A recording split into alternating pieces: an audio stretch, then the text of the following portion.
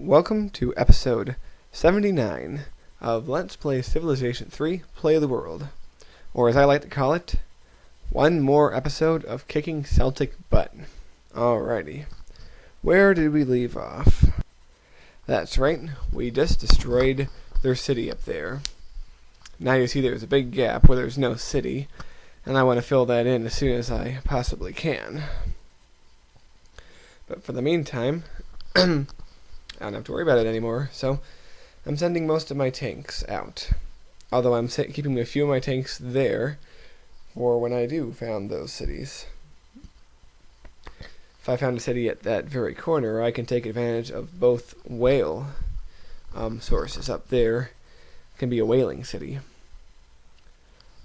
I don't, strictly speaking, approve of whaling in real life, but since this is just a game, it doesn't matter.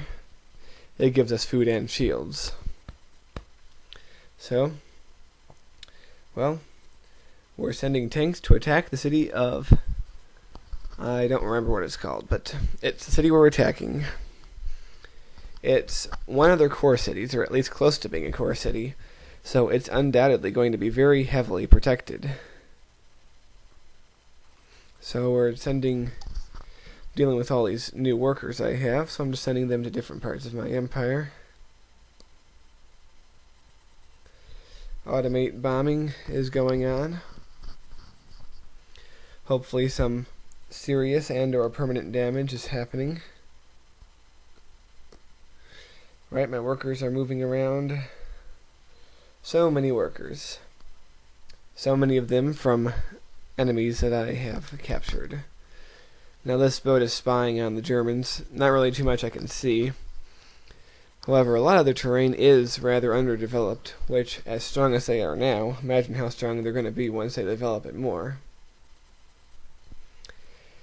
Yeah, it's going to be a real threat when we actually do have to finally face them one-on-one. But if that happens, it won't be at least for another, 30 videos probably. But until that happens, the Celts are still our main blood enemy, and we're going after them with all due vengeance. That would be a pretty cool name for a band, All Due Vengeance. How do you like that? But anyway, it's now time for the AI to move, and you can see that the Arabs are coming first. They're probably coming just to shoot at some Celtic cities, and here come the German tanks. They don't capture any cities on this turn, but with all the tanks that you can see, let alone all the tanks that there probably are, it's probably not so surprising that one of them will, most likely, eventually take a Korean city. And of course we have the Celts fighting back. Notice we haven't seen any Celtic tanks in a while. I wonder if that's because they can't make them, or if they just prefer to make Marines. But in any case, they're using a lot of Marines to attack, both us and the Chinese.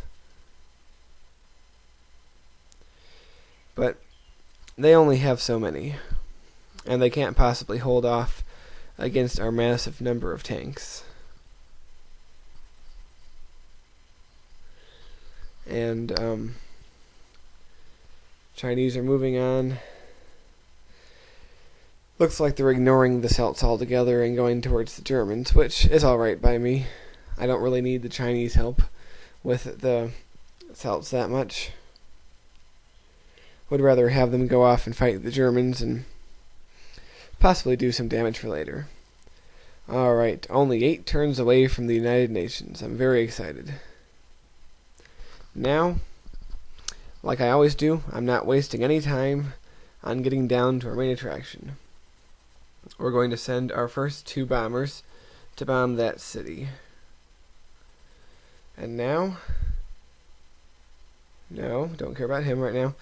I'm going to move all my troops 1 square closer. Oh, the Celts are shaking in their boots right now. I can feel it. But anyway, I don't want these injured tanks to participate in this fight just yet. So I'm going to send in everyone else.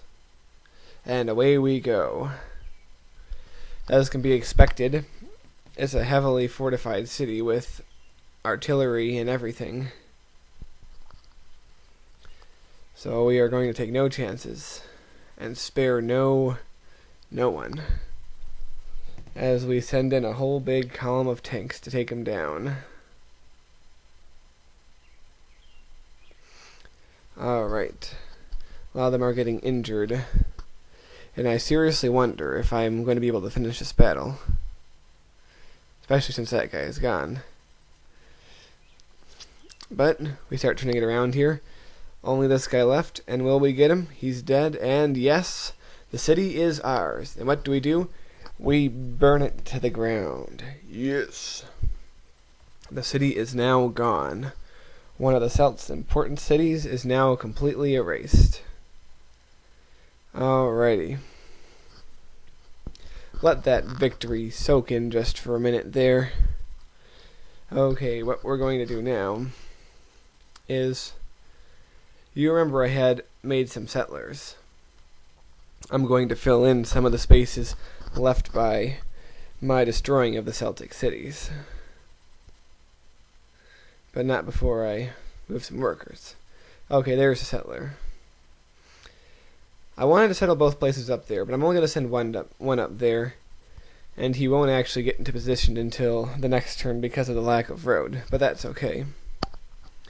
Instead of sending the other guy also to that peninsula, like I wanted to originally, I'm just going to send him to a place nearby where that Celtic city once was.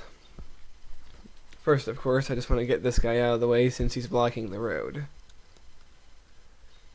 Alright, now that he's dead, I can go back and move this guy. Alright. I'm going to have this city build some more infantry. And, to replace the one that I'm using to build this new city. Right? I'm debating whether I want it there or there, but I decide on right there. Alrighty. And away he goes. Alright. We're really establishing ourselves on the North Sea here. New Genghis. So, the city is established. And now what we want to do is bring in the tanks. That city will be our rallying point for the next invasion. And what city will be next? Well, if you can't tell by now, recall that our plan was to go east to west. Start with the 8 cities in the east and move west. So what is the city that's most eastern in the Celtic Empire? Yes, you can probably tell. And that's where we're going. Of course, it's probably going to take a few videos before we get there, but once we raise that city, look how much room we'll have. We'll probably want to fund several new cities in that rather undeveloped looking area of Celtic territory. Remember, this will be our new northern addition to our empire very soon. Well, that's it for episode 79.